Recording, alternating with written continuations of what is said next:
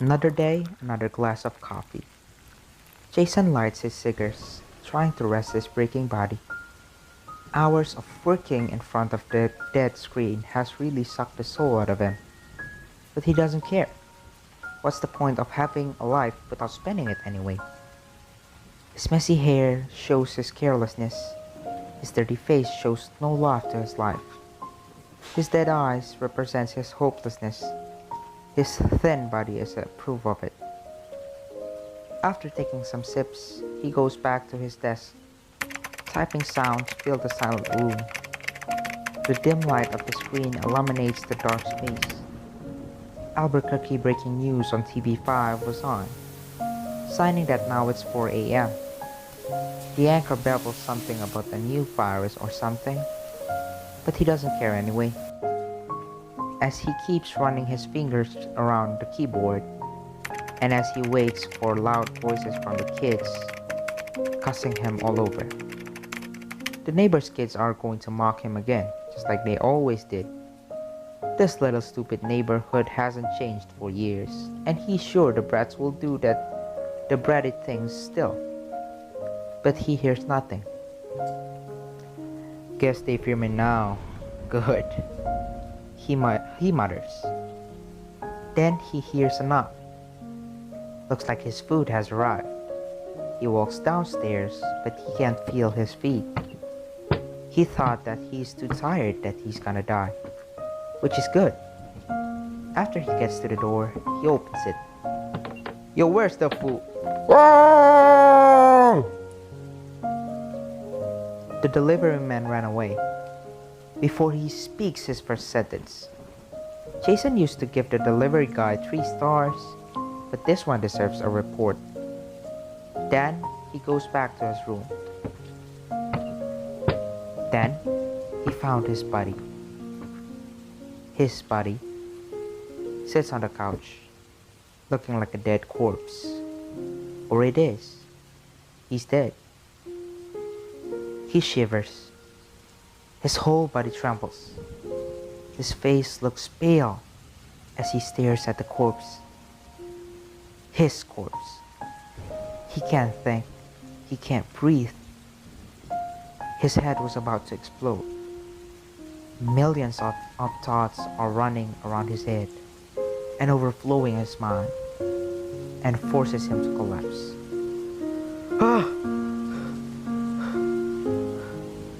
He breathes as he tries to get himself together. Well, it's all just a nightmare. He stopped his sentence as he sees his body. The dizziness comes into his head again. He tries to calm himself down, take a breath, and looks around. Well, now I'm dead. So now what? To die is always an option for Jason. From his childhood, he learns that death is always an option to run away. He always waits for his death but never takes his own life because, in his words, self-terminating is for weak robots. But this kind of death has never passed his mind once. He always has the idea that death is like shutting down. Finally, no more pain will haunt him. But he feels alive more than ever. He starts to lose concepts he believes in his life. What is death? What is life? He doesn't know. And for the first time in his life, he cares. As months have passed, he learns that he's still a normal human being, with some exceptions. He has no shadow, has no reflection in the mirror, and nobody can see him, which makes him the most lonely loner. He does not eat, drink, or sleep if he doesn't want to. Everything he touches disappears, and he can't touch people. Gotta check the TV now. Maybe I'll find something related to this. Jason mutters. So he turns the TV on, and some kids' cartoons are displayed. But suddenly, a breaking news appears in the middle of the shows. Breaking news! Another victim of the new virus was found in New York. Police said the man was unknown. The only existing evidence is the corpse of the victim. This is going to be inspected to find some breakthroughs. Back to you, Jack. Jason turns off the TV. So now he knows another exception for his case. He has forgotten. Nobody remembers him. This sickness makes the world forget about him. What are we searching? What are we seeking? Control? Power? Money? Freedom? Jason cannot understand. He thought he was free. Now he has the ultimate freedom, but now it's colder than before. He has all the power and control over his life, but he seems lonely. For the first time in his life, he missed being around people. Even though his neighbors gossips about him and the kids cuss him every time they go out, he still misses it. Feeling bored, Jason brings his jacket and goes out. The rain is pouring, so he decides to bring his umbrella as well. When he goes out, the rain goes through his umbrella and his body. Note number 6, don't bring umbrella as a ghost, he said to himself. Walking down Strodinger Street, he saw some crowds under their umbrellas or just sipping glass of beer in front of a bar. He never had those kinds of memories, but he weirdly sees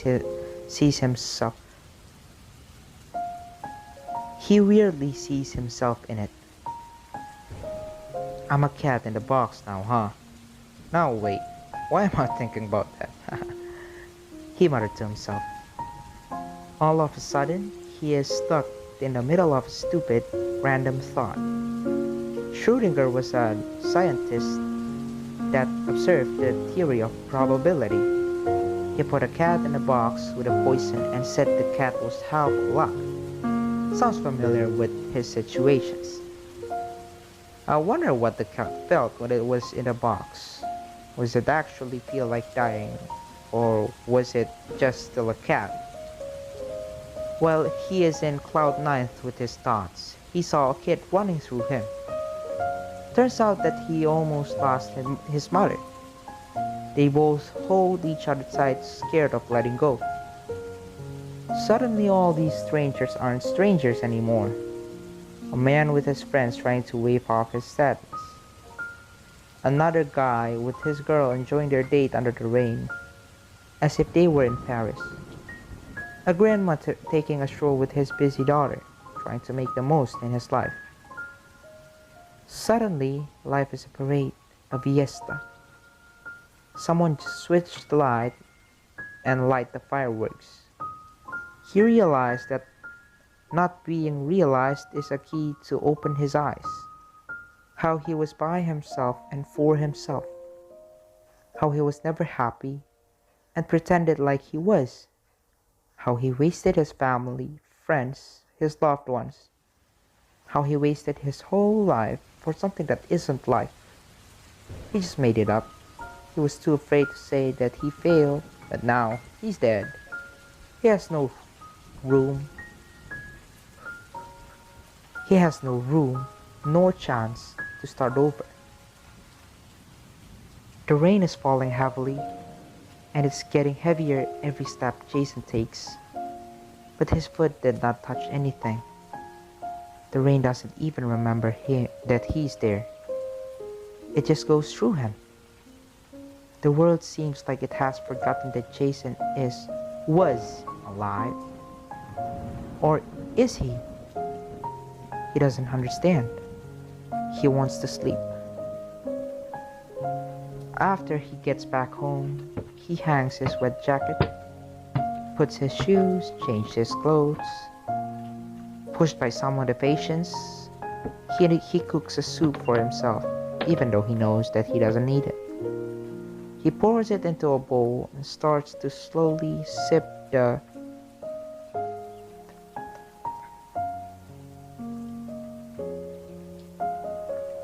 He pours it into a bowl, then starts to slowly eat it.